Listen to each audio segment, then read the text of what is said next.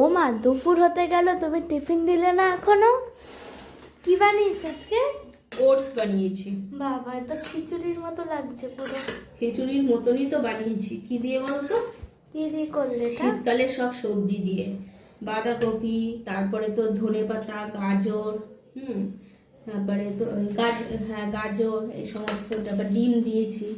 বাহ। দিয়ে ভালো করে তো এটা খাবে আজকে? হ্যাঁ, দাঁড়া, তুই তোরটা বেড়ে নিয়ে আমি এই বাটিতে খেয়ে নেবো। আমাকে একদম অল্প দেবে। কেন, তুই তো ওটস খেতে ভালোবাসিস। না, সকালে রুটি খেলাম না আমি। দেখ, কাট দেবো। না, দিও না। এটা তো আমি টেস্টের জন্য খাবো কেমন হয়েছে।